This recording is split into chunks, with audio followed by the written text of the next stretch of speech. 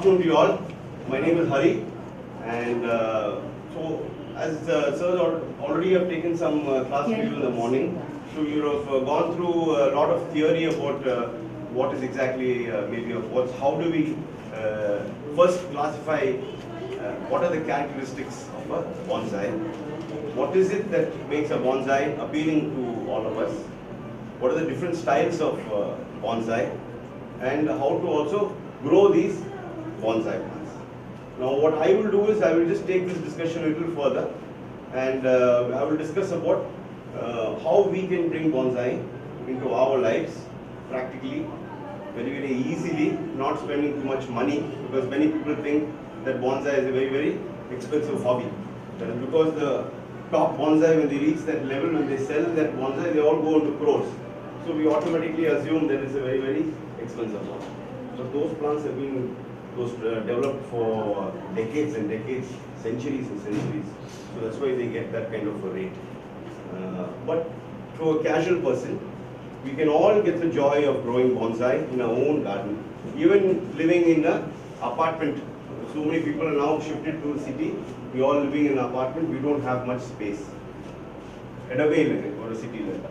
So நம்ம balcony, rooftop, அந்த மாதிரி இடம் தான் நம்ம practically அங்க வைக்கணும். So bonsai நம்ம first நம்ம பார்க்கும்போது, when we see the variety of bonsai first, lot of bonsai which we see are not developed for Indian market. If you see many bonsais on exhibit, on TV, all that, they'll all be Japanese or Chinese or in America or in Europe. So the plants itself that they are using is first of all not suited for our climate. So first of all, we have to understand, we have to not be blindly following only their techniques and all that, because they have developed their techniques for their trees and how they manage their growth in their trees. They don't have the vigorous growth which we are having. We are very lucky.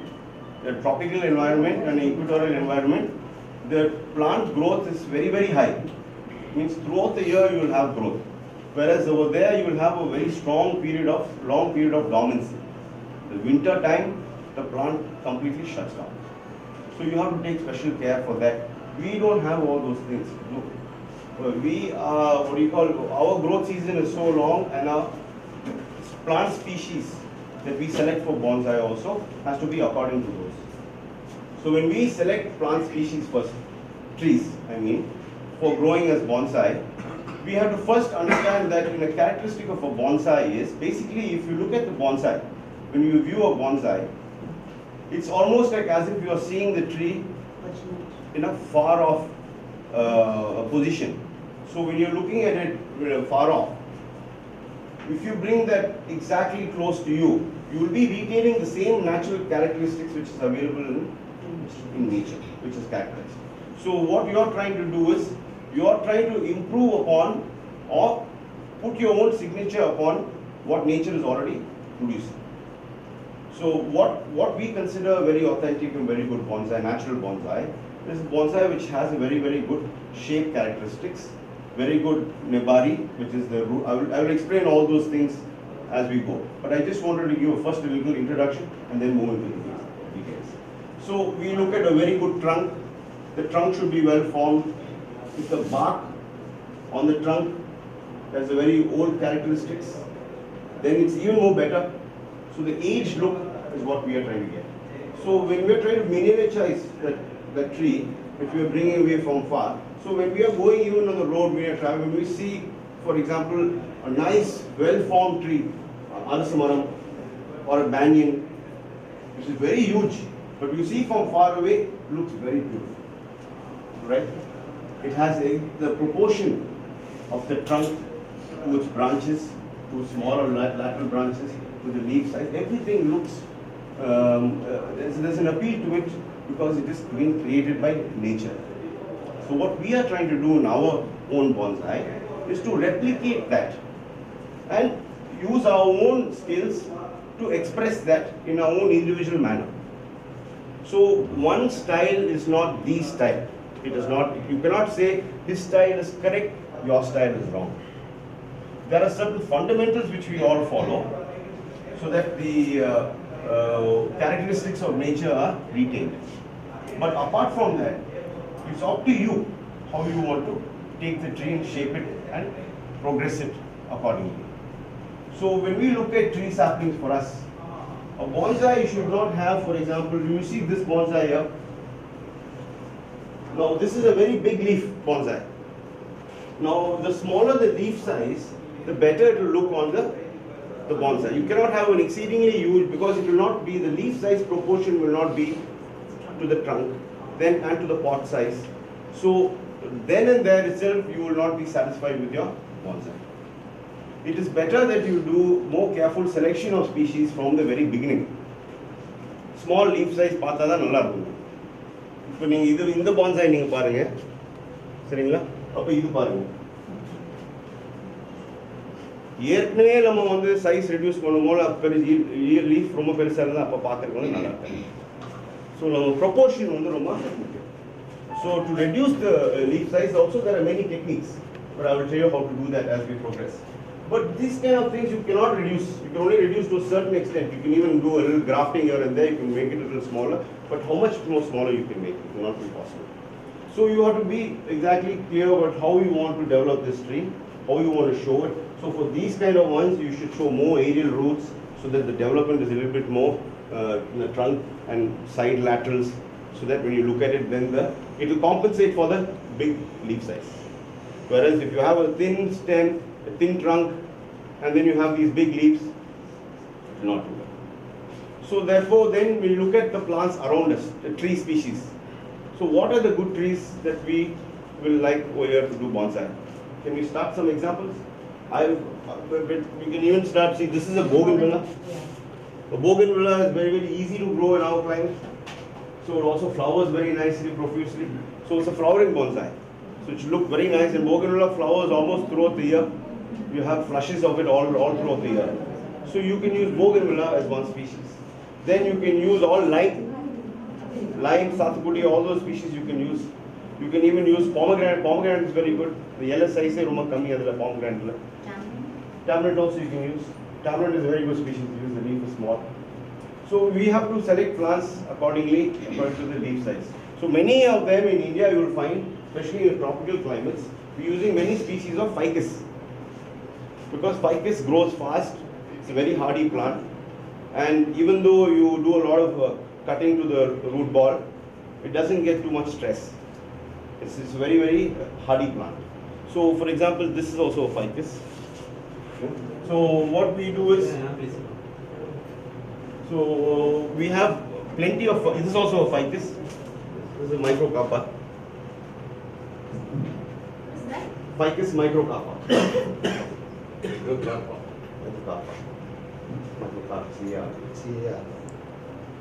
So you have what do you call in ficus itself? I don't know how many plants are there. 100, I think maybe more than 100 species. So many are there.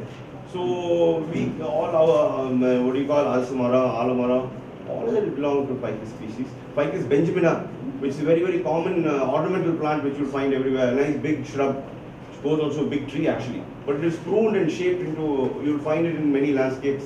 So that leaf is automatically very small. And as you do your bonsai on it, as you do your work on it, the leaf also, the reduction will also happen. So automatically then you'll get a very good species for you to work on. So plant selection is very important from the very beginning. So where do you collect all these plants? Once that you've decided, okay, you know, here and there, you understood what are the different kinds of plants you can take, you have to then go ahead and collect some plants. First place you can look for those are already having all nice gardens. Many people are already gardeners. They already have rooftop gardens, anything else. You will have noticed, madam, when you leave a plant in a pot for a very long time, then what will happen in that plant? Growth is.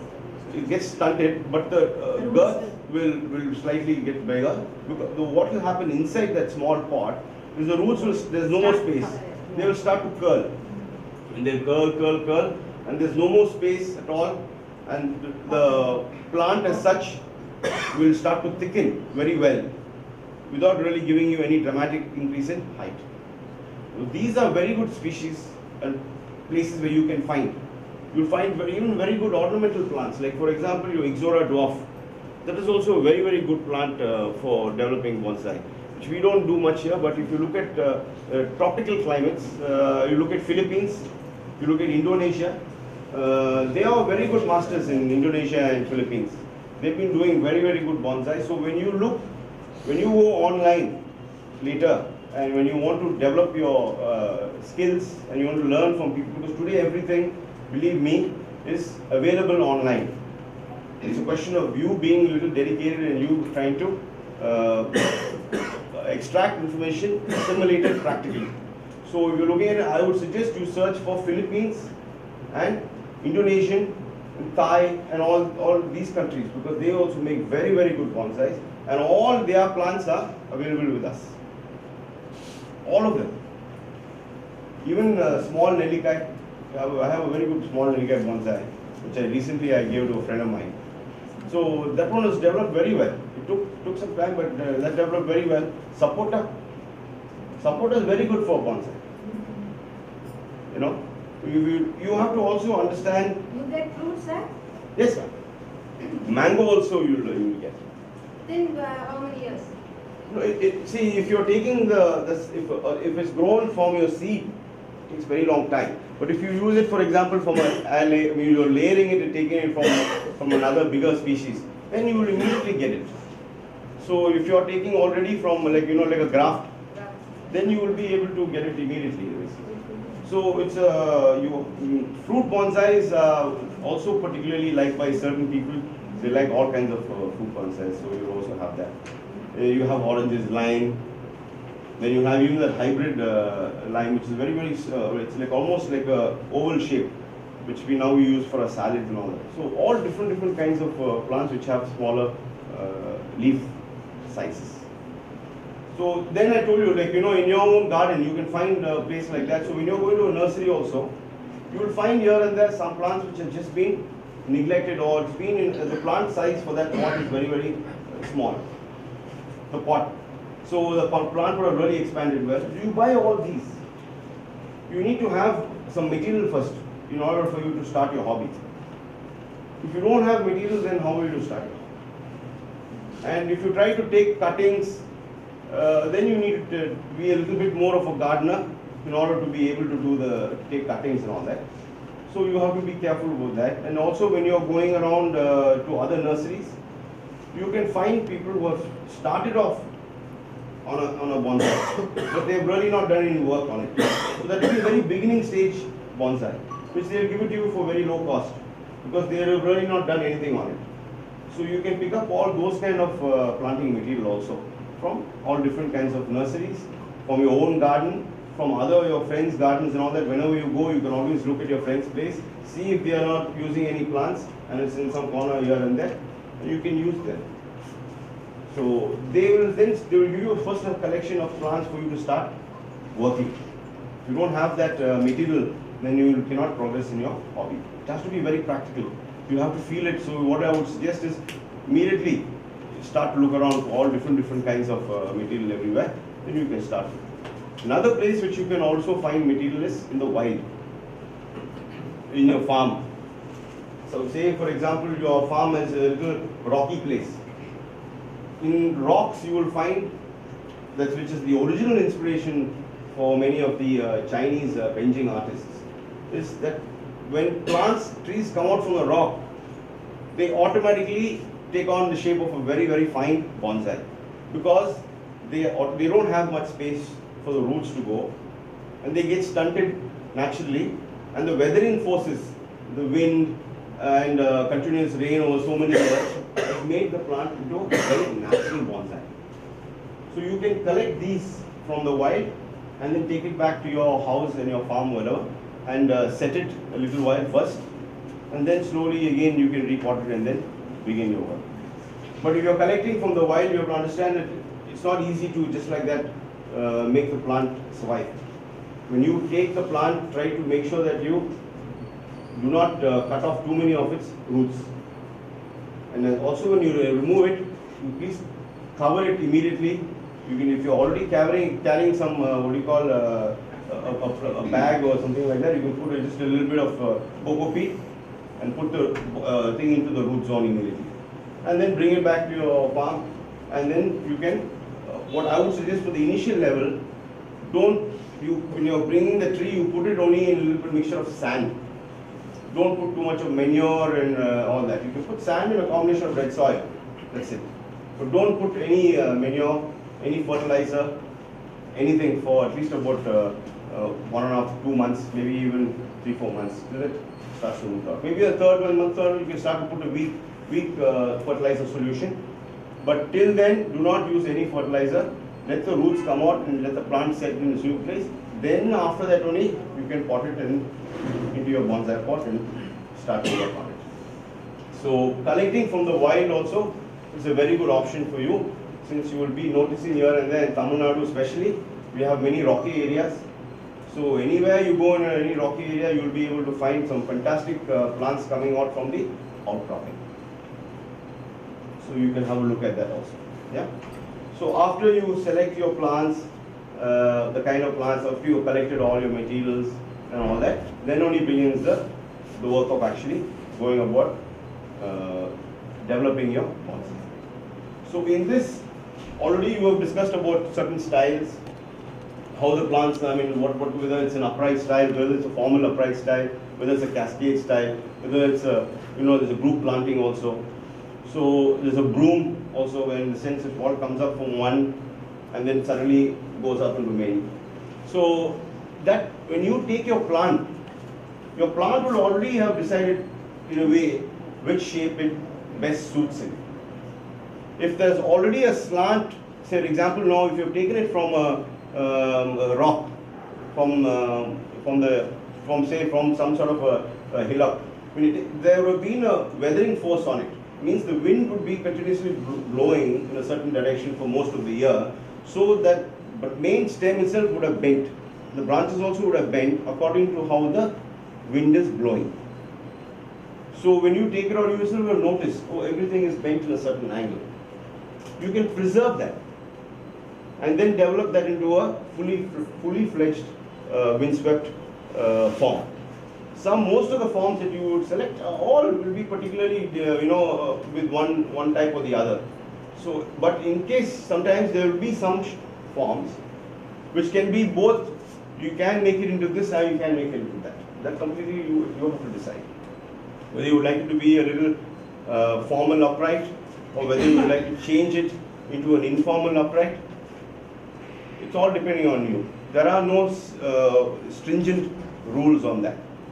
But you need to know certain things, because when you view a bonsai, the height of the bonsai with respect to the pot width, trunk width, all these things have to harmonize.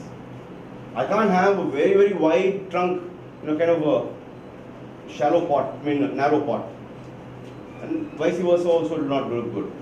So the whole things have to come well. It is the height of the bonsai, the width of the trunk, and the pot proportion.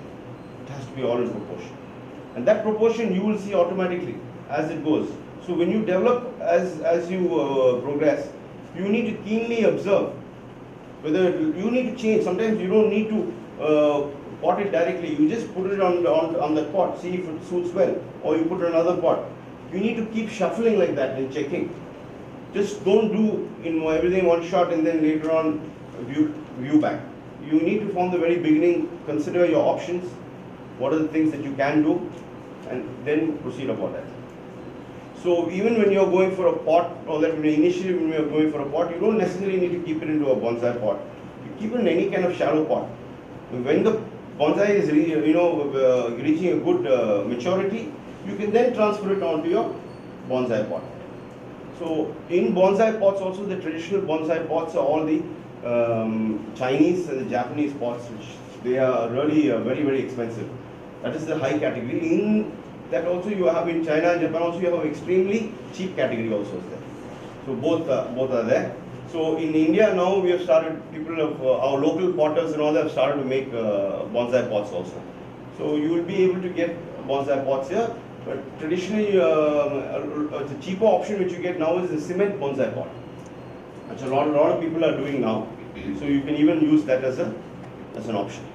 So when you're looking at now you have your plant material. You already collected your this thing. What do you say? Your pot, planting. Planting has to be done. And now, if you look at soil medium, which is very, very important.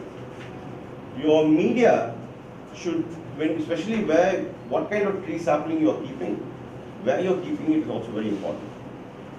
Now, if I am keeping a sapling on my terrace, you know our heat. And as it is, for example, if you just look at this, I don't have much of space, right? The depth is not too much. So what happens is, if you're keeping it in the terrace, you will have the evaporation of the water very, very soon, and then you will have the root ball drying up. If the root ball dries up, it will go into stress, and then the plant will completely, all the leaves will start to droop, and one by one the leaves also will fall off, and the plant will not look in a very healthy condition. So you have to ensure that if you are placing your bonsai all on the terrace, that you will have to maybe give, in the summertime you have to give water in the morning and in the evening, otherwise it will completely dry up. There's another one fine thing difference you need to know is sometimes there may be, you may think that the moisture is there in the mud, but there might not be in the roots, because you will have just slightly watered it and it will have just been on top, you will really not gone in and drenched it well. So in that case, what will happen is the root ball will dry up faster than actually the surface. So you will think that actually there is water, but actually the root ball would have dried up. This is very, very important. Why I'm telling you this is, as I have most of my bonsai on my terrace, I have a very big problem, because if I am not in station, I have to ask somebody else to do it for me. And whoever is doing it, they always feel, I already watered in the morning. Why is this crazy fellow asking me to water twice in a day? And then you will not water it. You will only do it once. And then when I come back after, say, for example, a 10-day trip, all my plants will be in extremely bad condition. So I have a struggle with that, because the care I have for my bonsai, I cannot expect somebody else to take care of that. So this is always an issue in gardening. You always will find that the amount of care that you have for your garden, it cannot be asked of from somebody else. They will not have the same connection. So you have to understand your soil medium is very important. Now, if I have blended a little bit of cocoa peat in my soil, then at least I will be able to retain some of the moisture in that. So in that way, you can use your little bit of cocoa peat also into your bonsai pot. So the lower level always you give good drainage. So I use a little bit of chips, stone chips. So if you look at it, my pot generally, if I am going like, so this lower level, I would go for a nice chip so that I have good drainage. So it doesn't, give me any sort of clogging and stagnation of water over here. Here be the opening over here. So this portion also, what I do is I add a little bit of rough sand. Rough sand. Don't use fine sand. Doesn't make any kind of advantage. The rough sand only is good for us. Where do you get rough sand? In fact, even any construction site, they throw particles. Yes. Like they use the sieve, and then they throw out all the other stuff. Oh, that is called rough sand. Yeah, that is much better. Okay, don't use all the bigger pebbles and all that. But the smaller particles of the sand. You meant to say the first layer. This one. Second one. This one. Sand. Here I use stone chips. And this portion over here,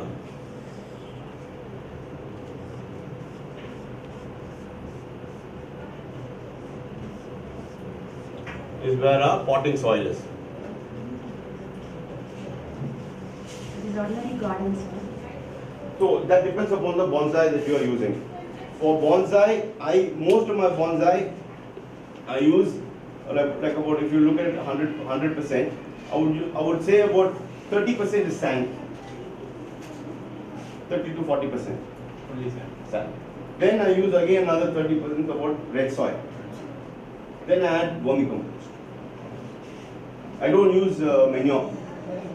Sometimes what happens is manure has fresh manure, especially when you're putting it in bonsai and all that. Sometimes you can get all this fungus and all that forming and all that. So I generally don't use that. Fungus is very beneficial. It is extremely beneficial, but there are also wrong kinds of fungus which don't do very well for us, and then that kind of you'll get, especially if you have, say for example, an open wound or something like that. Say you have repotted your bonsai, you have cut your root ball and all that, and then you have repotted nicely, and then if you add some manure, then the fungus, where the open incision is there, you can get infected. So then you will have your root rot. You will not know, but a little bit later only you will know that the whole plant is going to Other die. than that sand, that potting soil will consist of the sand and Sand, red soil, yes. and So coco potting peats. soil will be sand plus red soil plus I use vermicompost, and this is rough sand. And you can add coco peat to when you want to Retain a retain a lot of moisture, especially when you're putting on the terrace and all. So if you are not getting red soil, the garden soil, whatever in the nursery, is that fine? Yeah. The garden, actually, the nursery, what they do is they use. They are mixing coco peat, sand, everything and giving it. That is no problem. But sometimes that pods are becoming hard. That's why you. Becoming hard. Too hard, no? Even if I add our coco peat also, Hmm. sometimes the water drain is not that much good. You are blending, you're mixing it well along with the soil, or you're just adding Not on top. exactly. You need to mix it along well with the soil. See, if you don't have organic matter is very, very important. So that's what organic matter only I get this vermicompost. What happens is soil, you have noticed, you take any amount of soil, you pour water into your fist and then you hold it tight, it just becomes literally hard. You pour it in a pot little by little bit, over a while it will get completely settled.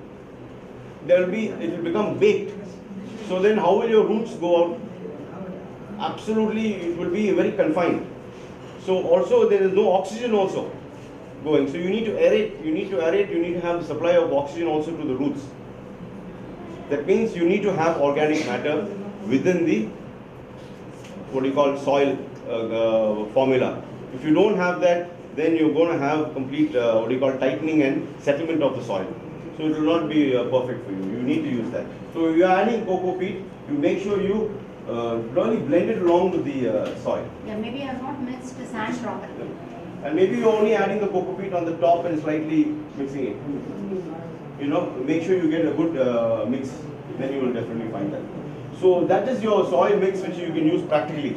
Very, very easy. Sand you can get anywhere, red soil you can get anywhere. In all your nurseries you will find it. What I would suggest is don't ask them to put everything together and give it to you. You ask them to give everything to you separately. You do your own mixing. Then only you will get more involved in that. You will know exactly what is suiting which plant a little bit more. Some plants, if it's even more, they can handle a lot more water being stagnated there. Some plants would like to have the entire thing drained out as fast as possible. So we have to also understand we are having a very, very thin root ball which is stretched out over here like this. So you have to imagine that when you water also, you have to give it good amount of water so the water nicely comes out. Just don't give like as if you are giving for a big, like some other plant where you're just giving a little water on the top. You allow the water to go through and drain out sufficiently. That means you're okay, yes. That means all the entire roots have been wet properly, and then you can do it. In fact, some people also what they do, since it's so matted inside, they will take it and place it into a trough of water and allow it to soak up nicely, and then only remove it. So that is another thing that we also use sometimes when we are packing and sending to somebody, when we want the material to last a longer time, we kind of immerse it into a trough and then only we allow to. So there you have your potting material, you got your pot and all that. Now when you look at the characteristics of a bonsai, what I need to develop, how do I need to develop it, and what are the things that I need to look out for. I will start from basic thing from here. See, the first thing that you need to look out for in a bonsai is the trunk. The trunk should not, first of all, it should always be widest at the lowest level. That lowest level where the root zone, top root zone is exposed over here, that is called nebari. Nebari. The nebari should be as pronounced as possible. If it is not very pronounced, you will not have that feeling of a very aged tree. If you look at the old trees in the forest or in anybody's home, you will see how the sides are. It's fantastic the way the tree buttresses. All its buttress because it needs support. Because the height has gone up so much of volume has developed over the years. The tree has to have a good support base. So that all depends upon your nebari. So likewise in our bonsai, we like to expand this nebari to the maximum as possible. And then you can allow it to taper upward. So always look for your point. If your bonsai, when you're selecting your bonsai, suppose you find a material where it starts off well and then it becomes very wide and then you avoid it. Make sure you try to get your material all which starts off widest and then goes up narrow on top. So this is a very basic thing, but what happens is when you're selecting materials and all that, you don't really notice this. And then so you're buying many things and then you have to talk to the person also, you're discussing, you're bargaining, all those things happening.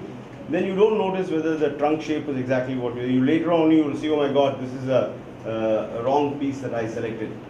So you have to be careful of that. So one way how we can do to increase this nebari is to increase the soil over here. Over here.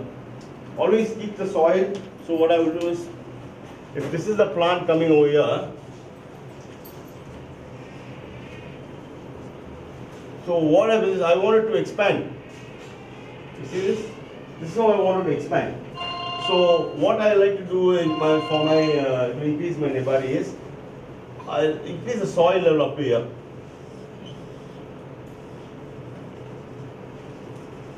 So all I'll increase with soil. So that this portion slightly develops new small surface roots and that also becomes bigger roots and expands more and more and more. So what you can also do is you can apply a tourniquet. This is one I've done for this one. If you see, I've done a small wiring over here at the base here. So this is called a tourniquet method, whereby what you're doing is now after I have done that, I'm expecting now you see this is now come up well over here. Hopefully this is now come up over here. You see this is how it's shaping up now, because it's already very thin. I want this to fatten up.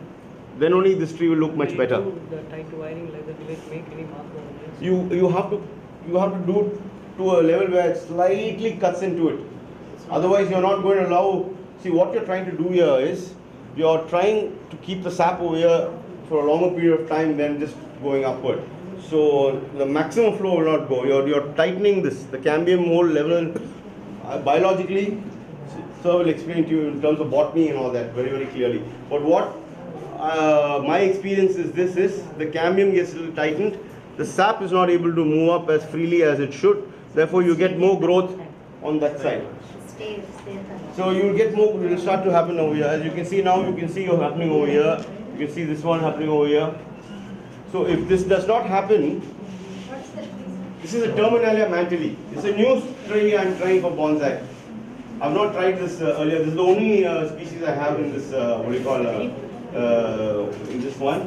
It's a very nice one. It's actually almond, a badam. If you look at it, it looks like that, right? Yes. It's a cousin of that.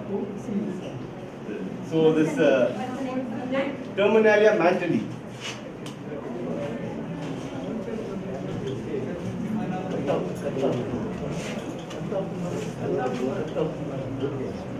MANTALY. So this is a variegated one or? It's variegated. The Terminalia green one You know, we have some fantastic trees already. People have planted. I have planted as a landscaper. I have planted that tree. I don't know how many hundreds of trees I have planted in Chennai because I like the shape of that tree. In fact, You know the name in Tamil for this? ma'am, this one Mantili, terminally, I mean, Mantili is like a relatively new one in our market. I mean, maybe last 10, 12 years only, not before that. So here you see the sand so rough. I like to keep it rough on top, to give you a little natural feel. I don't like to put too many white pebbles. That is not natural.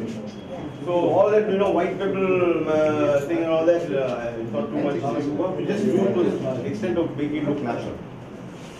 So this method over here, as you can see, wiring which I have done. So you can wire around it, then use your cutting plier, tighten it nicely, and leave it like So that. this can be done for any plants? Most species you'll be able to do. Like bougainvillea, Yes, this yes. one, Yeah. ficus. Ficus for sure. For sure. For sure. Shouldn't be too tight. I mean, it should slightly bite into it. If it's not tight enough, no effect.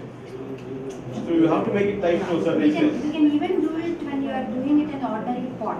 Yes, yes. We can See, do the it. thing about bonsai is, please understand, when you look at, one thing you have to understand, you are looking at the bonsai in, what do you call, exhibitions and all that. They are very, very advanced bonsais. It took a long time for that plant, for the tree to reach that stage. Means in between, they have done all kinds of things. For example, the Japanese, for one particular style, they'll wire it in a pot, then they'll take it out, they'll plant it in the ground, then again they'll take it out, plant it in the pot, then again after a while, again wire it, put it back in the ground, allow it to develop more, again take it out. So there are many, many different ways in which you can go about it. So that's why we also put. How old? Ma'am, this one will be maybe only about 4 years, that's it. So no, it's a new bonsai. So it's you can say it's a beginning stage. So I have not done much wiring and all that. I had done already last season. I had done the wiring. All of those branches died. Now this is this season growth which has come now again. So I am not very familiar with this tree. So I am trying out things. So you mean to say the shape is natural? This is a natural shape. Oh. So I've done only 1 or 2 in terms of the branching. I got this out first done so that I got the shape in terms of your apex has to be removed. Now, if you're looking at a bonsai, when you're collecting your bonsai from the wild or from your thing, but if it's too big, you have to cut it off. So for what happens is if this is your, I'll show it to you in this. Now, earlier for this plant, the apex was here. I mean, like I cut it off over here, right over inside over here. After I cut it off, then what happens is these branches then started to develop a lot more. So when you look at it, you see here? But now when you look at this like this, can you see it? So you need to, this will be about 10, 12 years, 12 years, sir.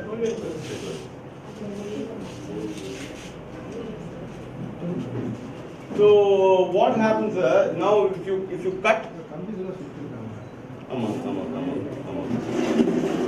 So I will come to that. Now on the point now wiring பத்தி நான் இன்னும் இந்த The root அப்புறம் வந்துதான்.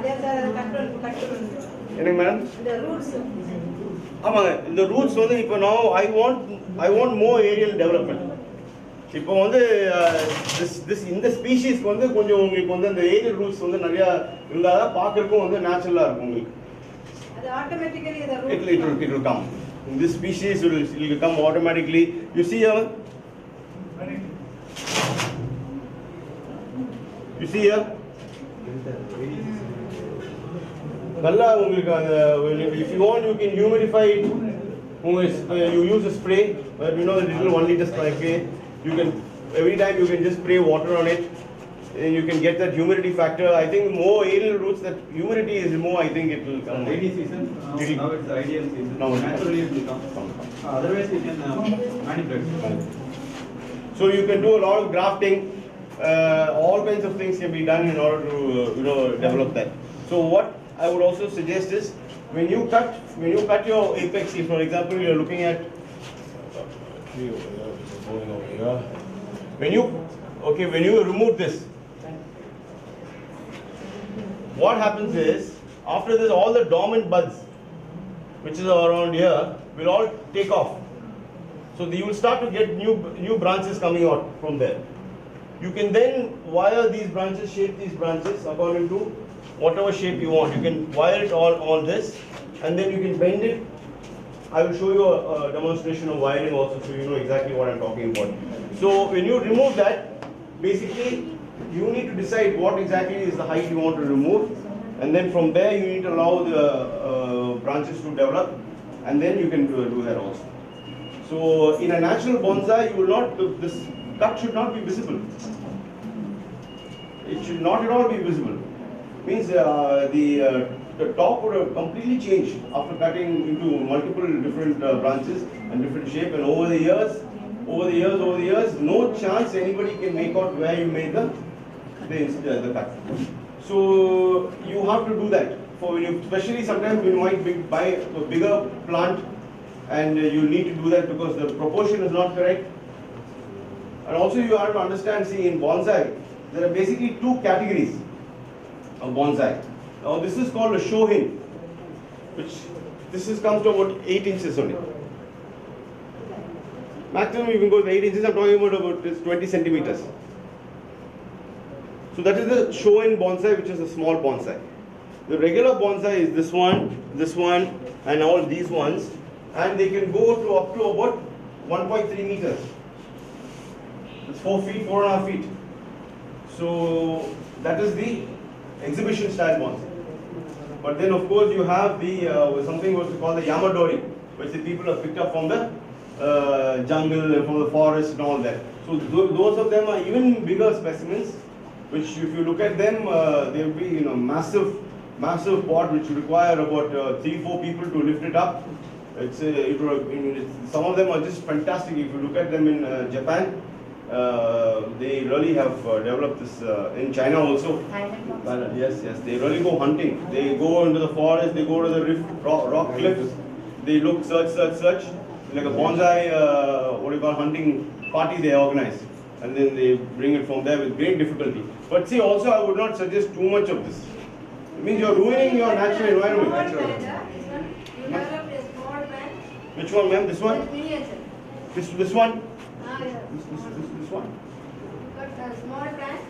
Yes, ma'am. What we do is, this one also is a cutting. Like after the ring, we have cut it and then allowed the branches to come up. That's why you're seeing this like this. And also this one forms aerial roots very easily.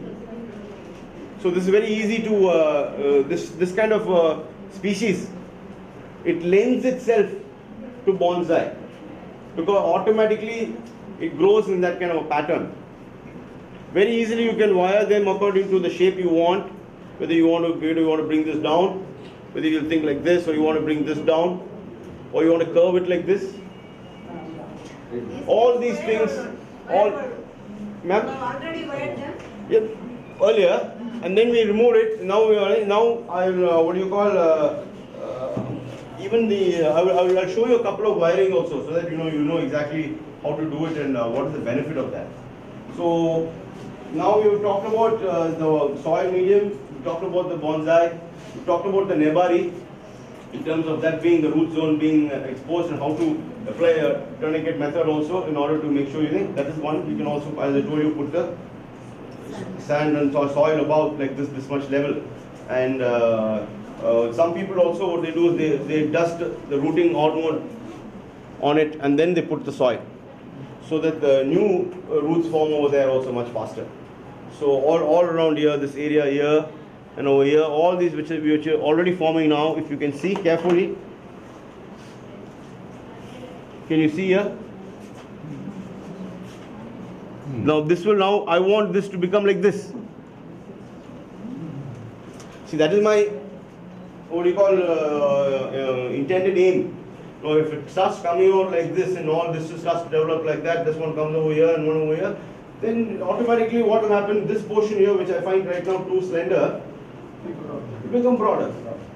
And then the proportions which I expect will be much more better. So you have to be, having a certain plan in your mind.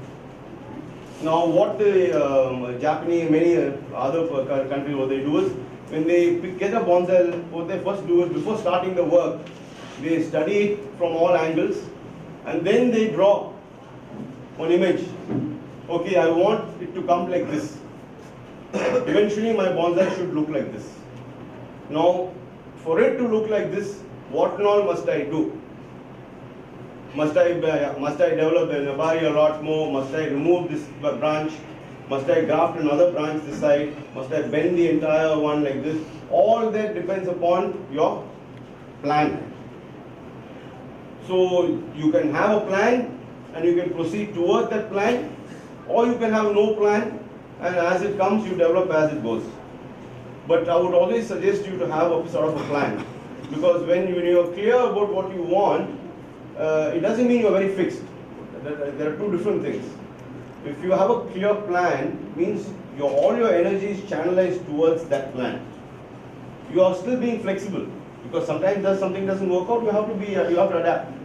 Whereas if you are not having any sort of plan, anything goes. You accept anything. So that also has to depend upon your kind of work ethic, how it works out. But I would always suggest that at least you do a little bit of drawing. So when you draw, then you will know what are the things that has to be taken. What maybe you need to extend one branch, maybe you need to reduce one branch. Maybe the bark right now is not looking, it's looking too fine. Maybe I need to get a little bit of jin and shari on it. So jin and shari are two concepts, which the jin comes for the branches and shari comes for the trunk. Whereby if you noticed even in old forests and everything else, a tree, one part of the tree will have completely, it will be decayed. It will be dead wood. Not drifters after it falls down. But if you notice, once the driftwood is all, when wood falls down and then you comes in all the rivers, it bleaches completely and you collect it. But this is what I'm talking about, is being within the tree itself.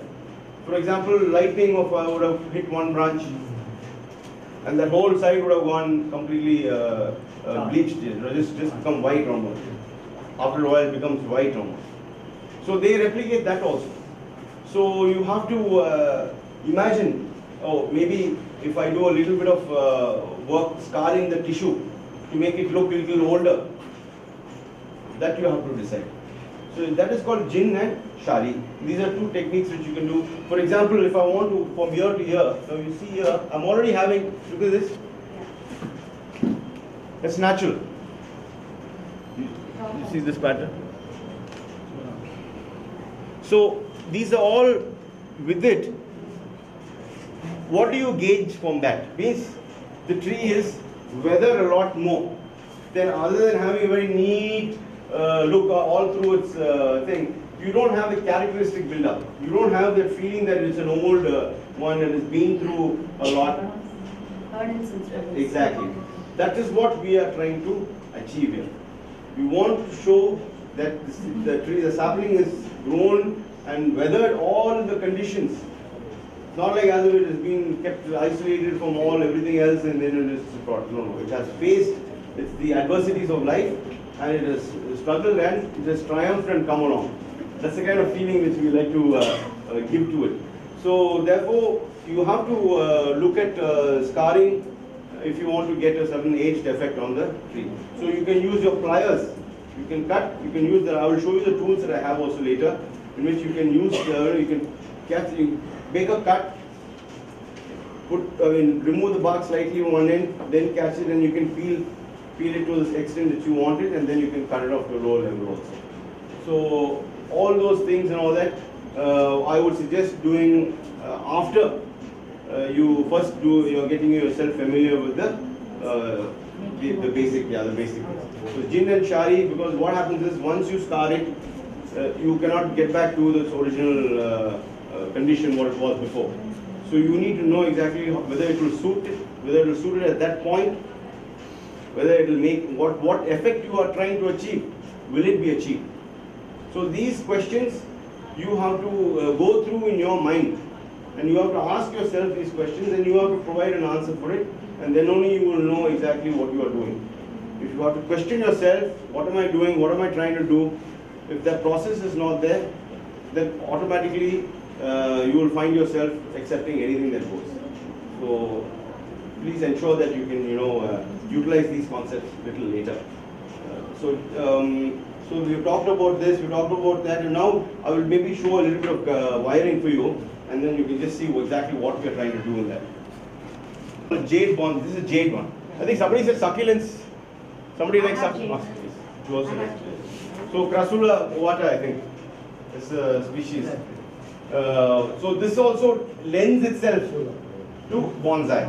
Means, ma'am, this will be a very small one. I mean, maybe 1 or 2 years, 2 years, maybe maximum 3 years. If you put it, the thing with the what do you call jade is it has very good formation on its bark. You can just pass the plant up to the back. So let everybody have a look at it. So you can cut jade, you can only wire the trunk, not the branches. It's very flimsy. Flimsy, yeah. Just this way. Very So difficult to for wire. the trunk you can nicely bend it around, but Not the branches. branches you can only So if you shape want to it. have a very bunch of branches on the top, you need to cut it out You need to keep cutting out. Like for example, It's a clip and grow method you can use for. yeah. So you clip. Again, you get dormant bud Yeah, coming. yeah. You You get get lot back there again. again. So that's very famous in China. The Chinese are very good in this, what do you call, pruning and shaping, pruning and So one branch, you cut that. and then allow multiple to form, remove one, and again, just division basically. Yeah. So the Chinese are masters. They are very good in doing this, and they don't use much wiring. In fact, They like clip and grow only. clip and grow was developed by them. They like that technique. The Japanese do a lot of wiring. Japanese it is totally wired. It is entirely traditionally because of the classical traditional styles of. So they have done well. We on what do you call? We are yet to develop our own identity. If you look at India, we had an old tradition. As you said, you take Japan, you take China, or you take Indonesia, or Philippines, or Puerto Rico, or US. Everywhere they develop their native plants. Yeah. And other plants, it is just for collection. And any exhibitions across the world, when you see either in Indonesia or in China or in Japan, you can see their native plants displayed. There is no other plants other than that will be. Because in India, we are yet to develop that concept of growing our tropical trees. But here, people are running behind China and Japan. That's the problem. Unfortunately, we. But And now in fact, we have a lot of species. much more. Yes. Very good bonsais. But we, what do you call? We need to see now. Only it's becoming a. You can say that lot more people become more aware. The awareness was not here till now. Once the awareness is developed a lot. Around last 10 years, with the awareness as well. In fact, just at the end of the class, I will tell you about another very big bonsai exhibition which is happening in India, an international level one in Mysore, and this is happening in December. In December, December, yes, for 4 days. Yeah. So you're having quite a few demonstration classes also happening there. So about I think 10 people have been invited, 10 masters have been invited from different countries. Sure, sure. So there's a very famous ashram there called Satchidananda Avaduta Ashram. Avaduta Ashram. Satchidananda Swami, Ganapati Satchidananda. And yes. And they have, the Swamiji there is a very big aficionado and bonsai collector. He, in fact, what do you call, the person who was helping him with that, I know her also, and she has gone there and she sent me a lot of photos of his collection. It's amazing. He has a huge garden out there which he has displayed also in a very professional manner. So he's having plenty of people over there who are doing very good work over there. So if people are free, you can also go and have a look at this what do you call seminar. You don't need to be there, I think, the whole 4 days, but at least 1 or 2 days. If you go, you'll be able to see how a live demonstration is given. How a master brings, like, you know, so what they do, like in a live demonstration, the local people, the local chapter, bonsai chapter will keep the material, but they will select their own very good material, and then the master will come and then he will then perform, what do you call, maybe a 2 or 3 hour session on it and show what can be done with each of these wood. So it's very nice to learn from the master directly. Because when you see him, what do you call, how he sees the sapling and then he decides to convert it from that form to another form which he has envisioned, and how practically he brings that about, it's a great experience. And in one shot, you learn so much compared to sitting and, you know, reading or what do you call, watching YouTube videos or whatever. So I really suggest Getting into workshops as well as practice. Yeah, practice. You Both are because, yeah. required. So what you do is when you're going there, also they might have a session whereby there's also an interactive session. Interactive session, everybody will be given their own Hands-on. hands-on. There's a small intermediate bonsai, and then you can start working on that, and then the master will walk by and then, you know, he can tell you exactly things which you are doing positively in his mind and things which you are not doing that positively.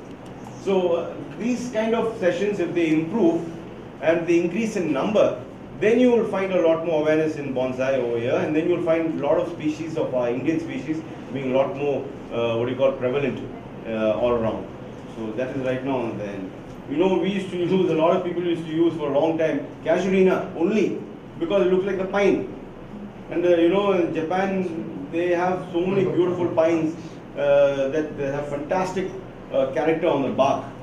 So they love it. But we are sitting over here, we are trying to imitate the pine over here. To imitate the pine, we can have only casuarina. Casuarina. Yeah, exactly. That too not And yet it Indian. is casuarina. We will still style it as much as possible like a pine.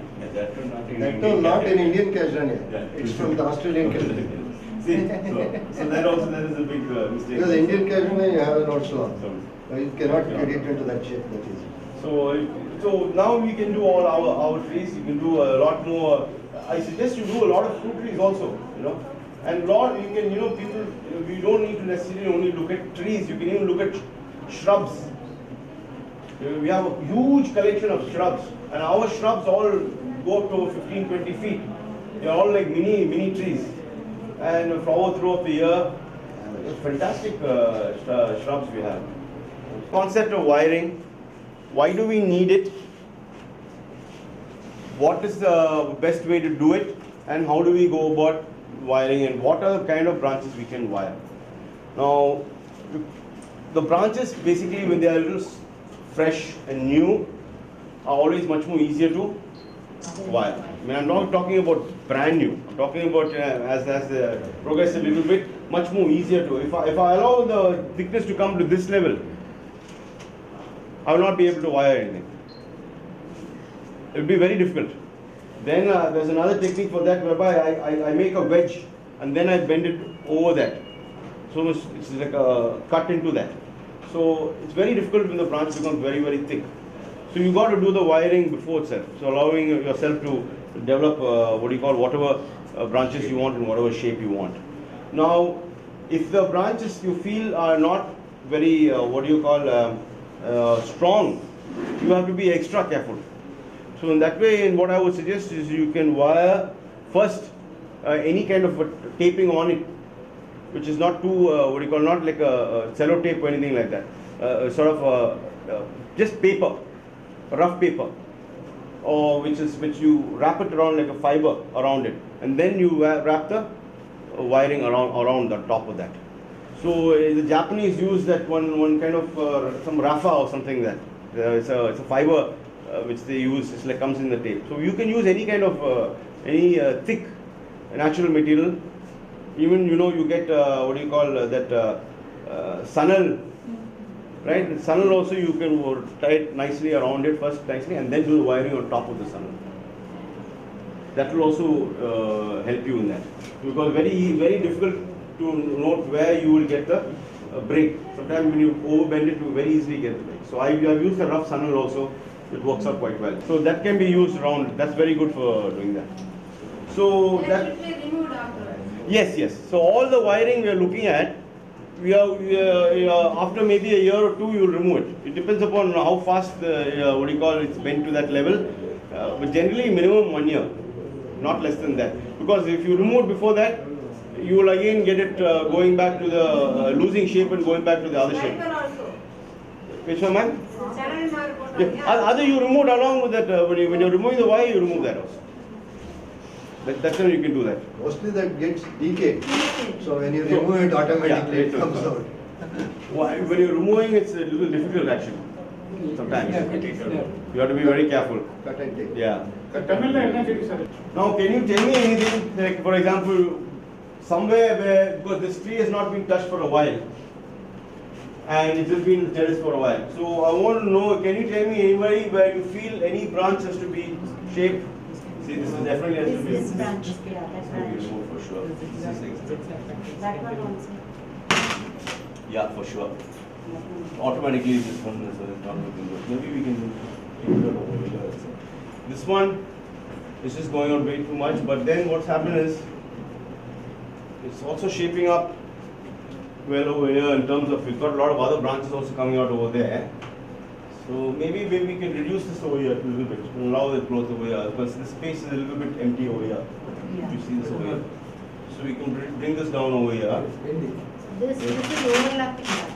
This branch. This is one for sure, overlapping. you as you told rightfully has to be thing. Yeah. This branch is, yeah, that. This one can be brought down over here. Yeah, Is this? that one, yeah. Yeah. Yeah. So this will be a good thing to wire. Yeah.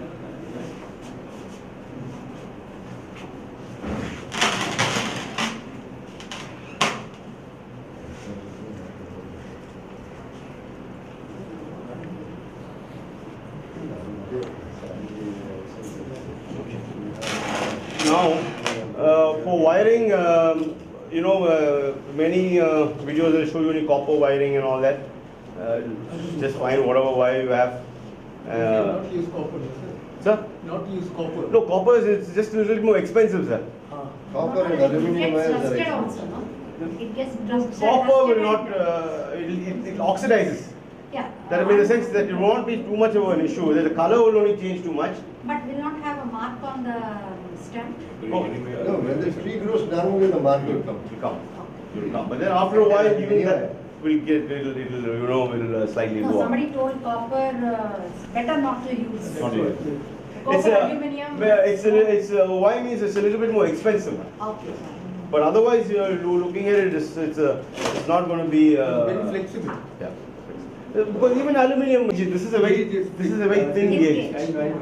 Use a thin gauge. Depends on the branch. Branch. You want to bend. If it's a very, If very it's heavier a branch, branch, you need to You have a have to big go gauge. for copper. Copper. If it's a heavier branch, you have to go for copper. No, you have, say, in aluminum wires, you have 5 gauges. Yeah, That is you have. 3 mm, 4, 5 mm. This is the, I 8 think, least mm, gauge. 10 mm. So, maximum 8 mm branches can bend the size of them. so these are also some of the tools that I use. And perhaps in the end, you can all come and have a look. And then you'll be able to know the things which I use. These three I bought long time ago. Almost 7 years ago, 8 years ago. But as you can see, absolutely no problem with it. And I use it left and right. But this is Japanese. Yeah, I know, it's not Indian. It's called Saboten. And that's the difference between our tools and the Japanese tools. They really, it just lasts a lot. And I mean, these are very simple things, but these three are very good for bonsai. Very simple, but very good for bonsai. I will explain all the tools to you all later, what I use. First thing that you need to know is, I've already gone off over here and there. It's because this has been this one had a little bit of a cloth on it also, this wire. So I tried that one out to see how whether it will not leave any marks also too much with that. So that's what it. So always when you do is, first of all, you need to understand the amount, as I said, the thickness of the branch that you are going to try to wire. It has to be proportional to the gauge of the wire. So you cannot use an extremely thin wire for this. Luckily, this is actually, I would use slightly bigger gauge than this for this, but we can even bend it twice and use it. It will become easier, difficult for you to even remove it. But since we're only bending it slightly over here, like this, and coming all the way up to here, I think this gauge itself should be enough for us. Right? First of all, when we are doing it, we need to fasten it around this portion over here and then only bring it. I would always suggest using a, so you when you're taking it, don't take it from under. I always suggest you tie it up, take it from top, and then you start your curl.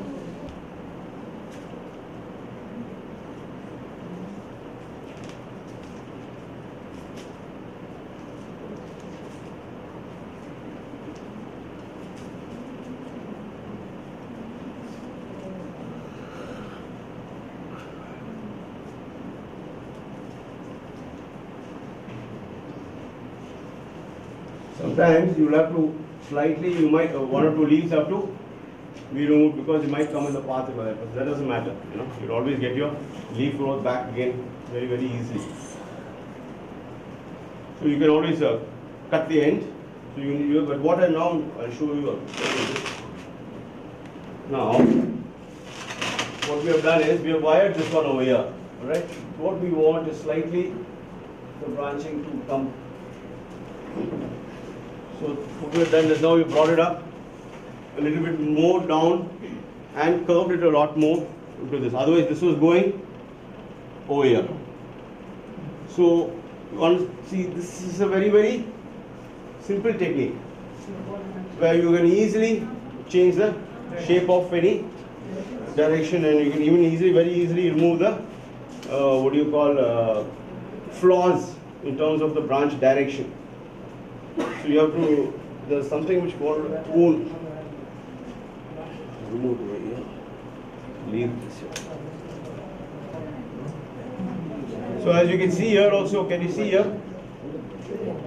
This is, I have pruned it over here. After pruning here, what has happened? You see this has come out where you see here a lot, 2-3 inches, this one has come out from here.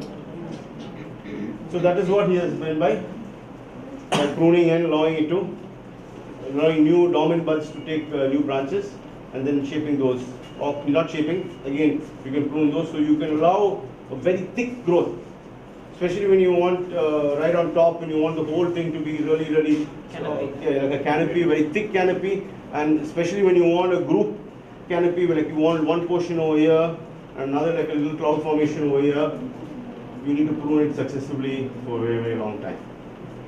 So pruning is very, very important in order to get the growth out, luxurious growth.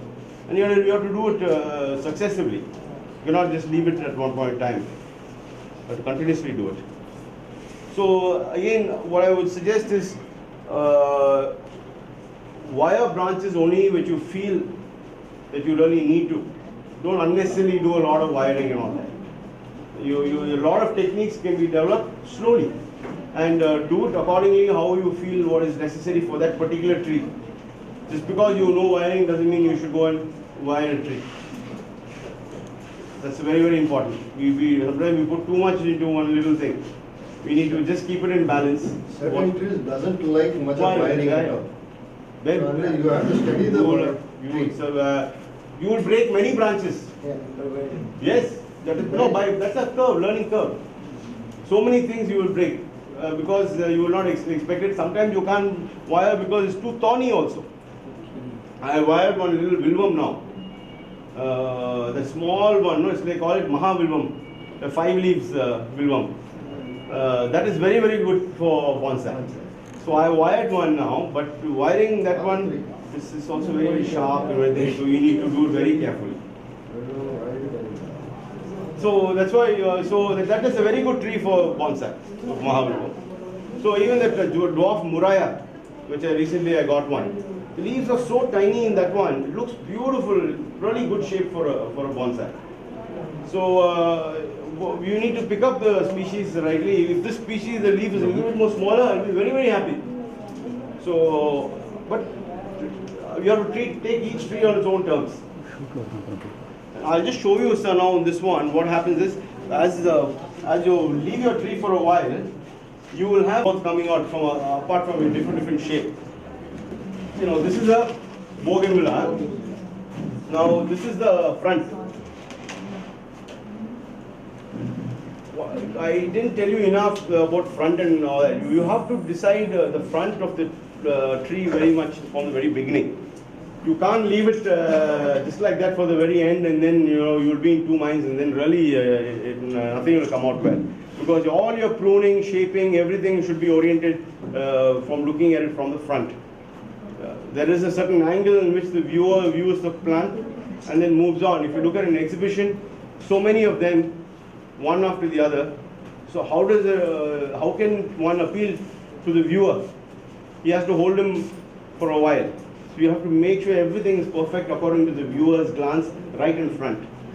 So you need to decide on the front of the sapling quite well. So this is also now, unfortunately, this bougainvillea has been kept under a peltophorum for too long. So you can see all the peltophorum leaves also all around this. I thought we would take some occasion for this, especially. So this, unfortunately, this needs more sunlight. Now in bougainvillea, you will notice here and there you will have a lot of unnecessary growths. Also, you will have those. I don't know how you say. You will have one only which has the water carrier which just grows up very fast. Water sector. Yeah, exactly. No, the Water sector that used as phenomenon during start of the growth, mostly in winter. So you will just note them. Suddenly you will find one thick one coming out of nowhere. Shooting up, separate. Water sector, the peak water. So in this one, bougainvillea, you will find Should it very coming fast, coming So out that very will often. keep pruning. You have to keep pruning. Now what I am also doing here, sir, very easy I will tell you, I am trying to get this kind of a, what do you call, windswept look over here.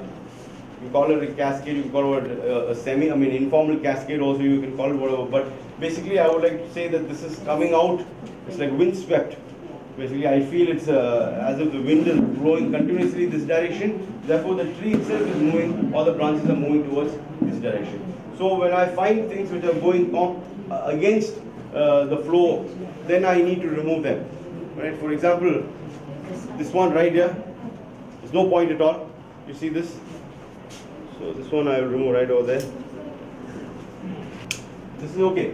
You will take it out like this side. This is better. This is all flopping. If it's coming like this, you can't change direction like this. It will not look nice because the lower branch already is coming out this side. You can twist it. Yeah. Normally it comes like this. To a certain extent, but see, it depends upon the position of where the branch is coming out from that particular thing. If it is this side, you can't bend it like this. It will not look nice. If it's coming to a certain extent like this, then you can bend it like that. But like this kind of degree turn, it will not look nice. Artificial.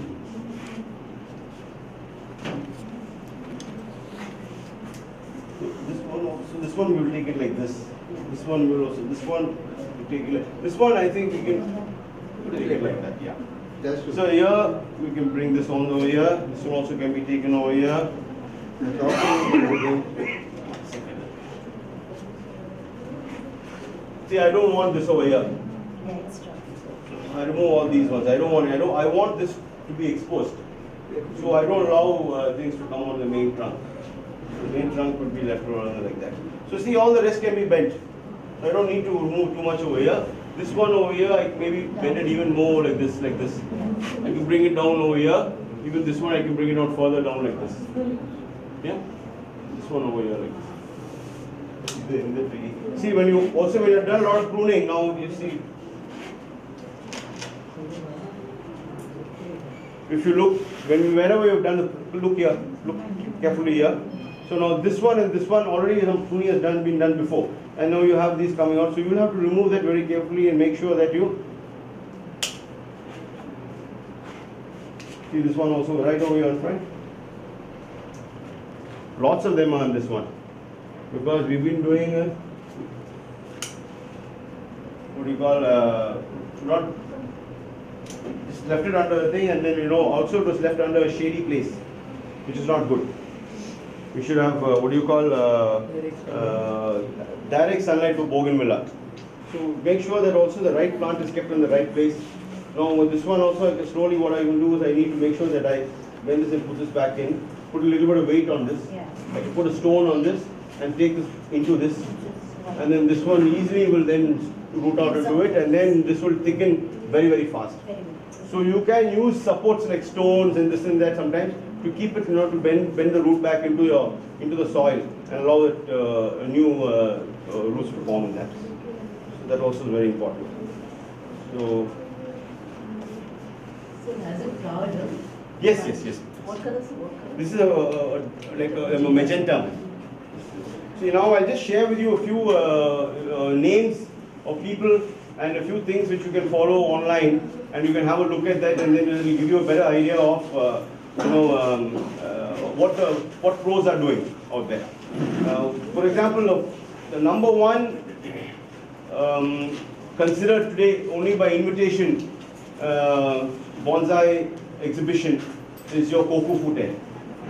This happens every year in Japan. I'll write it.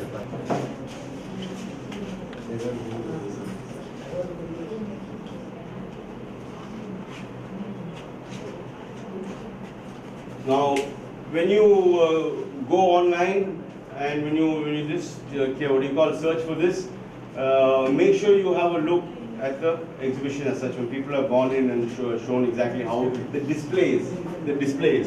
Very important for you to see how they have displayed it. That itself will then you will be able to appreciate the bonsai a lot more, because it's very important. They give so much of importance to the display. And whenever they give what do you call a bonsai plant presentation in display, you also find a small counter plant on the other side. Asset plants. Accent plants, exactly. So what they do is they counter to this. They provide. It's not exactly a great bonsai by itself. It can be any plant. It can be any plant. What's the reason behind it? For them, the balance of this, yes, exactly. To bring in more harmony to that, that will be much smaller in size compared to this, and the way this moves, this should accent that. So it adds that, it brings about a harmony. Then they even have another one in which they display a scroll at the back.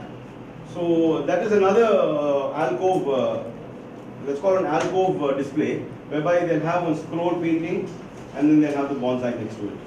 So that is another way of them displaying that. But most of them you see in the exhibition and all that will be only like, one with an accent. There are plenty of them over there, different categories and all that. So this is the number one exhibition what I would suggest that you look at. And then inside you will find exactly the various categories, and you will also find so many years of them, right? So many years this exhibition has been going on. So you can look at the different winners of Kutch here, and then you can compare and see what was the greatness of this plant, why was it selected, those things like that. So you can do that. I'll show a few masters which I write about.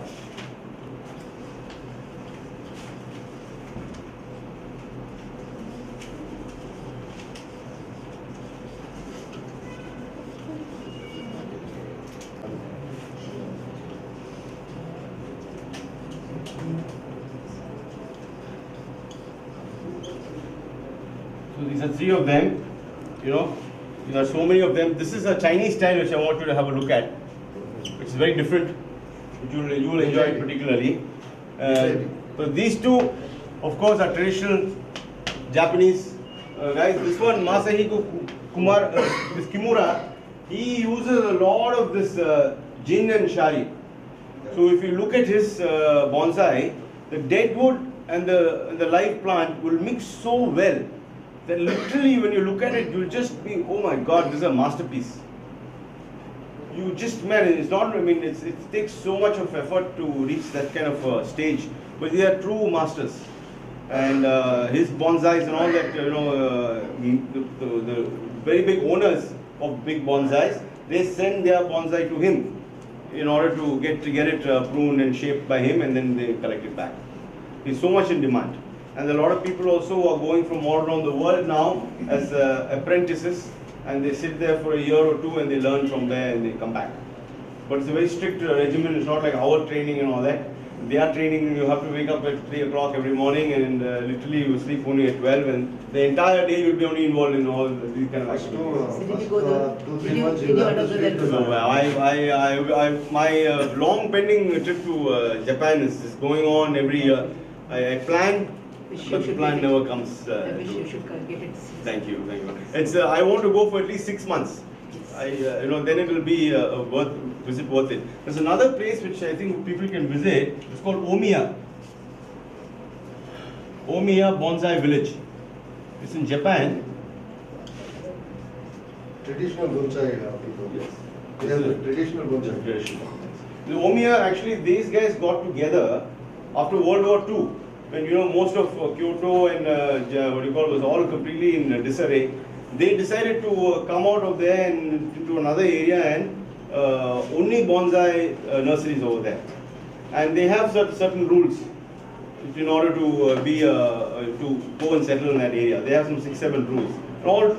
You have to be a bonsai seller, and something is there. But once you today, you have many foreigners who have gone there and taken videos of that, especially the Dutch and all the Europeans, and they have posted some very nice high definition videos which you would have in online, and you'll be able to see the bonsai nurseries.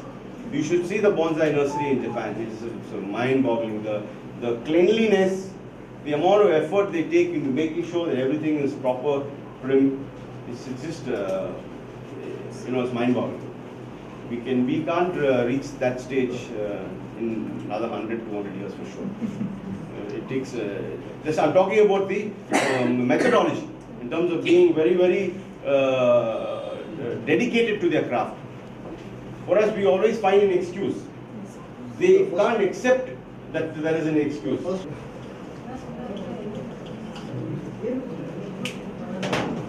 Mrs. Molly Cherian's number is this. You can speak to her, and they actively promoting bonsai in Chennai.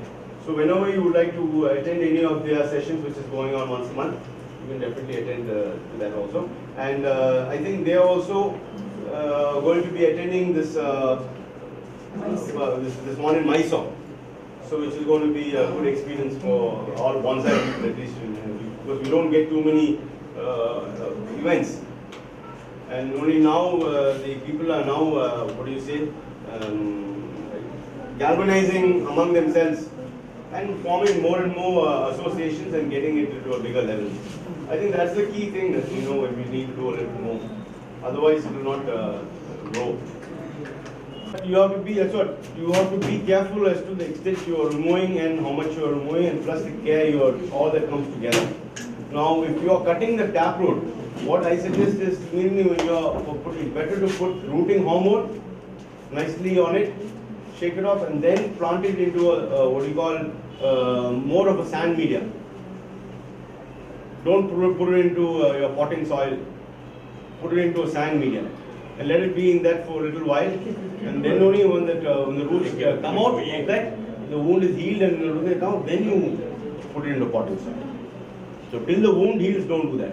If you are doing with all this plants which have a lot of milk and all that other things, you cut it, you leave it, let it dry for in the shade for some time. Then only you plant. Let that wound kind of slightly heal. See now we can now look at this one. So you can see that this is an extremely overgrown one. So we can definitely remove quite a bit of the branches in it. So let's have an interactive session over here. So those like to do a little bit of things. So first, what do you think we should do? If the wind is blowing like this, that means you should see from here. Oh, If you see from here, then you will not get the angle. but if you turn this side, the See, branch is this is if you keep it. Change the position. Yeah. Now what I'm saying is now if the wind is blowing like this, when it's blowing like this, that means you should be able to view it like this. Then only you will see the wind swept. If you are seeing from here and the wind is blowing in this direction, then this is going this side. If that angle is tapering this side, there is no point there. Okay. So what do you think? What do you feel is the front? interact பண்ணுங்க. இது வந்து actually like topple ஆயிருக்கு. Actually it is a topple to one. Again you can change the position while potting, repotting. So actually you left in the Then you can do it at the upright. Also you see, this is what will happen if you keep it in a pot for too long. Earlier I told you, no? This is exactly what I am telling. Now because of it being in a pot for too long, you had a lot of good, very good aerial roots also forming over here. So in that way, it's quite a good advantage in that way. Alright, so what we'll do is, Lower branches can be removed. these ones, huh? Yeah, definitely. These ones can be removed.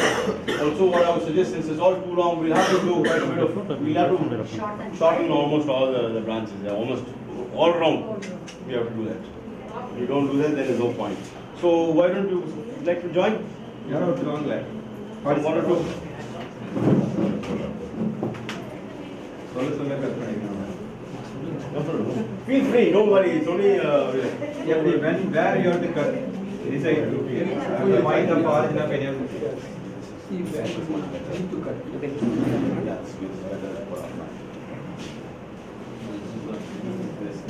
We can even put it up front like this, or be decent.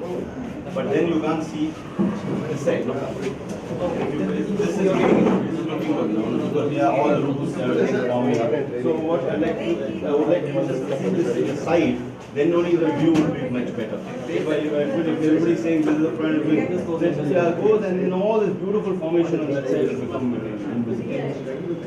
This is better. Or you can also, if this branch is something which is coming out too much over here, you turn over here and see whether it can be also kept this way. What do you think from that side? Alright. So anyway, now we need to see what we can do is we can start to remove this. This one we remove all the way up to, we can move up to here. Let it grow up after some time over here. Yeah. So you can start in either ways which you want. So these are totally unnecessary. You can remove. Yeah. Right to the right to the thinning. Yeah.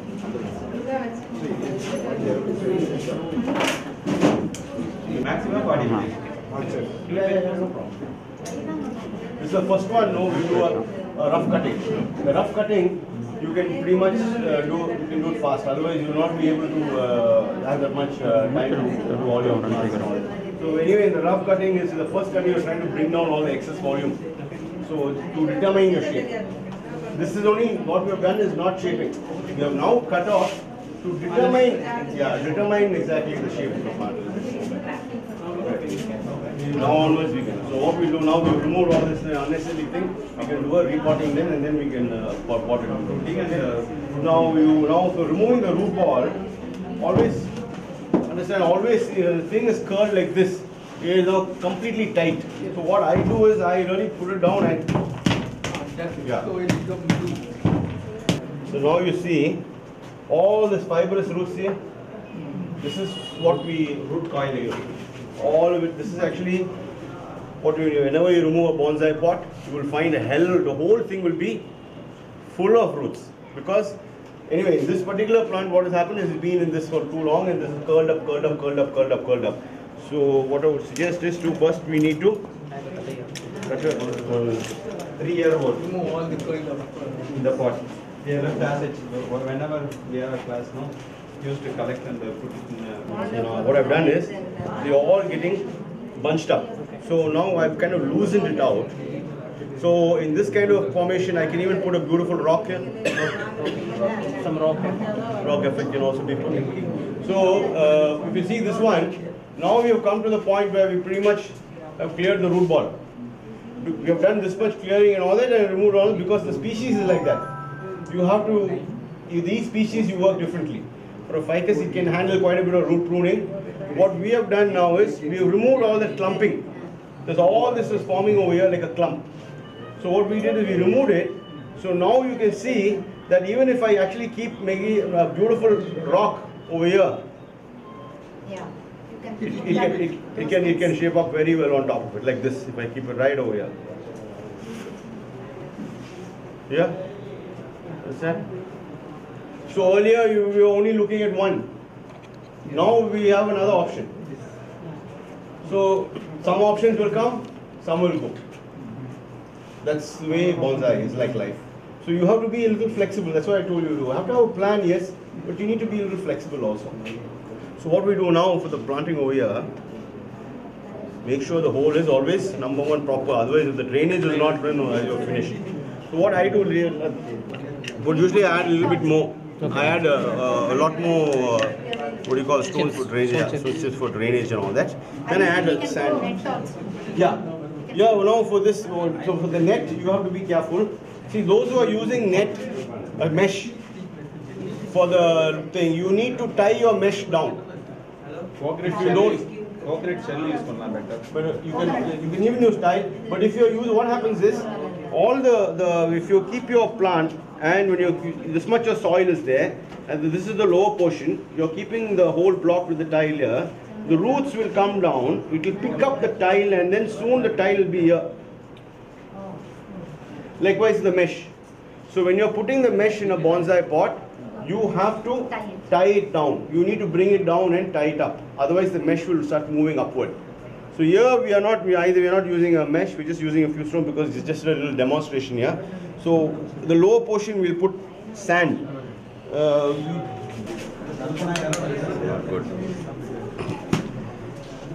We just wait for some sand for what you call potting mix and the plant. So if you see even in this one now that the rock So this formation type of rocks, have it look where do you nicely so you know exactly. See now this one is it can even be bended bottom over like that. So when you're placing you need to. Tap root, where is it? Yes, this is the one. This is turned, yes. curled, right? Curled. And we cut it. So that's the reason it's curls of curls. Exactly. Because it So doesn't you space. need to connect it up. So you need not cut this here. Which one? This one. No, I'm not cut. Because this has got a good nice aerial root. So no, so if I அந்த மாதிரி effect and இந்த மாதிரி வந்து இப்படி வெச்சா இதுல வந்து this will become thick after some time. So இதே ஒரு நல்ல ஒரு you will support ஆகும் plus உங்களுக்கு ஷேப்பும் வந்து உங்களுக்கு பார்க்கிறதுக்கு வந்து it will be very beautiful. So now you see here also that this root is coming here, it might not be so good. Since you have the opportunity, you can remove it now itself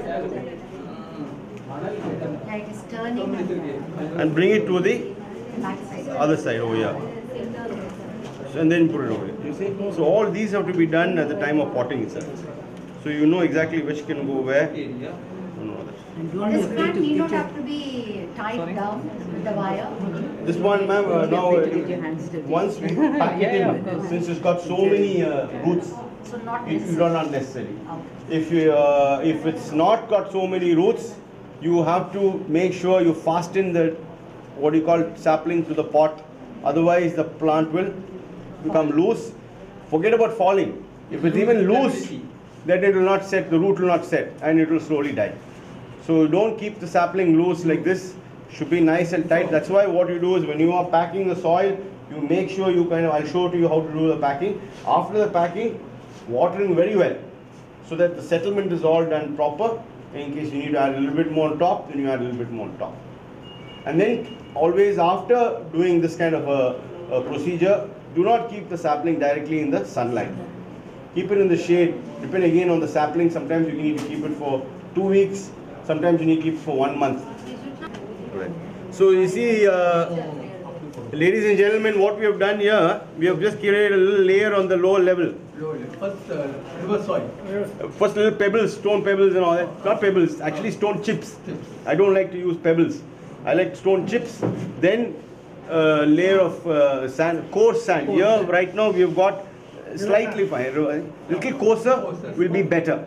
The coarser the better. First you put pebbles. Pebbles. Not pebbles, sir. Stone chips. Jelly. Blue, jelly. Or anything, but don't use big No. jelly. Thin, small please. So that's that. So then Stone is not advisable. which one, ma'am? Pebbles must be very Pebbles, I don't advise. Actually, the rougher surface of the what is it, this jelly is better for the roots than compared to the smooth surface. So you put that now. We are going to start to place this. So now the position when you need to be careful is we need to place it in a way which is going to be, now we're going to view. So now we have decided that, like this kind of thing is, this coming up over here is pretty nice. But then we decided, see, you see this side the views are more exposed than this side. What do you think? I think this is better. I think this is better because the leaves are only You're facing coming this this side. side. So here we just place it slightly, make sure that your whatever roots has to be kept. Sometimes you can even prune a little bit more if you want. Like for example, this is like really way more. So If you are going to keep it on the rock, you need bigger bottles. yes. And where we get these rocks, Rock anywhere you go, you can collect. it should be porous. You have to understand that like bonsai, where we are putting a plant and viewing, there is something else in Japan called suiseki, which is only viewing stone. Only stone. Different types. So you just kept a stone there on a tray. And for the thousands of people will be going and say, wow, shabash. So you have to understand that is that much of viewing and detailing they like to see. They are looking at the characteristics of nature, of weathering, of formation, of shape, all which is done by nature itself. We are not doing anything to the stone.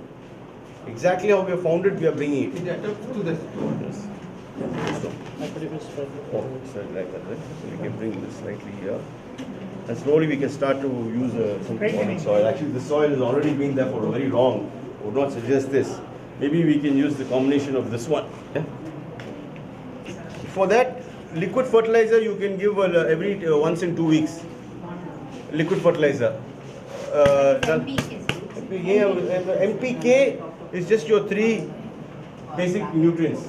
But in many of liquid fertilizers, they come also with your micronutrients. There are other 9 micronutrients which are also very important. Calcium, boron, molybdenum, magnesium, then zinc. So all these and a few more. All very important for the plants also. So if you don't, iron. If iron is not there, you get fluorosis. So that's also this side you can put it over here. Over, okay. Okay, doesn't matter. We just press it everywhere. We so get that you in can any of the nurseries, sir, that one? slightly level it also when you're pressing it first. Make sure everything from your finger, just level it, get everything out, leveled out properly, and then That liquid flat fertilizer, we get in any nursery? yeah, you'll get it. You just need Because- to ask liquid fertilizer. Yeah, with the micronutrients. With micronutrients. With So, micronutrients. wait, is it any drops or any kind of a thing? How It will much? come in powder. For powder. So you put about 3 grams in a liter, 3 to 5 grams, depending upon the strength of the product. So generally about 3 to 5 grams. You mix it in 1 liter nicely, and then you can spray it on all the leaves and everything else, and the strength and the wrench. If you have aerial roots and all, you spray If it nicely is a on that. flowering like the bougainvillea? They're all the same thing, but don't spray on the flowers. Just spray on the plant. Any extra thing it is needed for flowering plants? Ma'am, there are the same thing in the liquid fertilizer. For flowering, the combination is slightly less. Different, less, okay. No, what I mean is the flowering combination and the foliage combination is slightly different. Okay, Some micronutrients and many will change in this, and the NPK ratio will change in this. okay. That's all. So So- once in there, once in 15 days? Well, the liquid fertilizer you can give. You'll have very nice growth over there in that one. So now what we have done, slightly, because the stand is not good, usually Yeah. make out is not very. So now what we have done, see, we've done only a rough work. Rough work means we removed all the excess growth. I don't want to do any wiring, nothing. You can't, because you're finished potting. Let the plant set. Let it grow. Then you start your next process. Yes. So the first thing what we have done fast pruning. Fast pruning in the sense we removed all the branches which we know are completely not necessary. We removed them very fast. Then on top of that, we have also removed the root ball. We removed all the excess roots, and then we have potted it back along with fresh soil.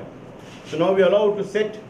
After a while, then we can see exactly which way we want to take the plant, in what direction here and there, whether we want to retain a branch or not, or whatever.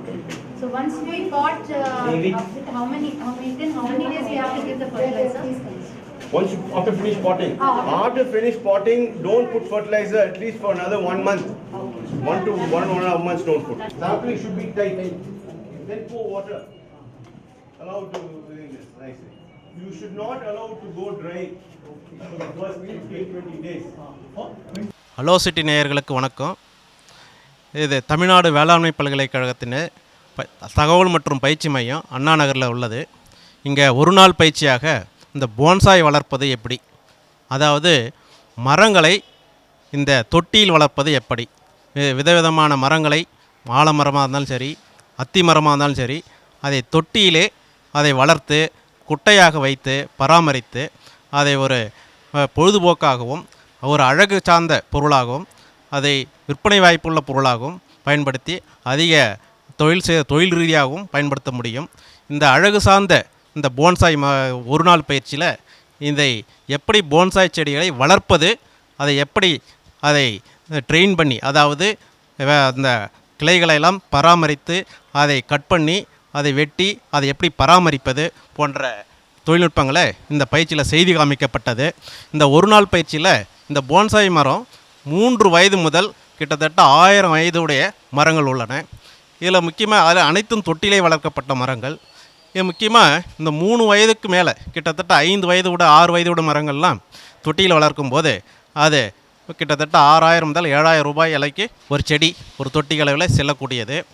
இதை டாலரில் பார்த்தீங்கன்னா $5000 $6000 வரைக்கும் விற்பனை வாய்ப்பு உண்டு. ஒரு மரத்திற்கும் இதனுடைய விலை வேறுபடும். வகை வகையான மரங்கள் இதனை வளர்க்க பயன்படுகிறது. முக்கியமாக பைன் ட்ரீ, சிடாரு, ஆலமரம், அத்தி மரம் போன்ற வகையில் அதிக அளவில் இதை பயன்படுத்துகிறார்கள்.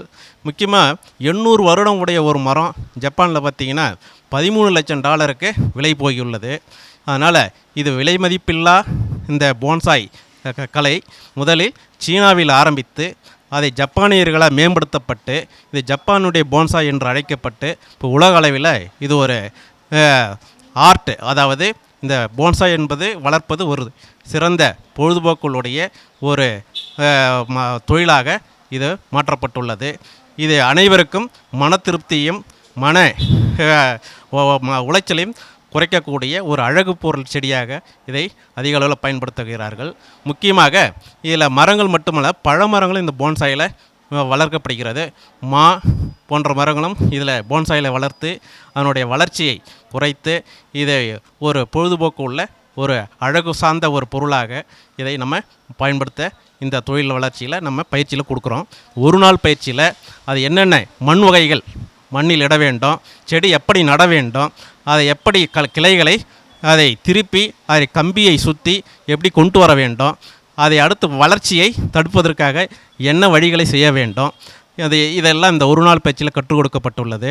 இந்த ஒரு நாள் பயிற்சி தமிழ்நாடு வேளாண்மை பல்கலைக்கழகத்தில் உள்ள பேராசிரியர் மற்றும் தலைவரால் ஒருங்கிணைக்கப்பட்டு தேவநாதன் அவர்கள் தலைமையில் இங்கே தோட்டக்கலைத்துறை நம்ம தோட்டக்கலை கல்லூரியைச் சேர்ந்த நம்முடைய சண்முகசுந்தரம் அவர்களால் இதை செய்து காமிக்கப்பட்டு அதிலே போன்சாய் தொழிலிலே ஊறி வளர்ந்து அதிக அளவில் ஈடுபட்டு இருக்கும் ஒரு முனைவோரையும் அழைத்து இதில் செய்து காண்பிக்கப்பட்டது. அதனால் இந்த பயிற்சியை பயன்பெற்று அனைவரும் இந்த தொழிலை மேலும் வளர்ப்பதற்கான மெருகூட்டுவதற்கான இது ஒரு வாய்ப்பாக இந்த பயிற்சி அமைகிறது. இந்த போன்சாய் பயிற்சியானது முக்கியமாக குளிர் பிரதேசத்தில் பார்த்திங்கன்னா சிடாரு, பைன் போன்ற மரங்களில் அதிக அளவில் பயன்படுத்துகிறார்கள். இந்த வெப்பமலை தட்பவெப்பநிலை உள்ள இந்த சப்ட்ராபிக்கல் ரீஜன் சொல்கிறோம். அதில் பார்த்திங்கன்னா முக்கியமாக அத்தி, ஆலமரம் இது போன்ற வகையில் போன்சாய் தொழில் அதிக அளவில் பயன்படுத்தப்படுகிறது. இந்த போன்சாய் வளர்ப்பதற்கான ஏற்ற மரங்கள் இதில் எளிதாக வளைக்க முடியும், எளிதாக இதை போன்சாயை மரமாக செடியில் கொண்டு வர முடியும்.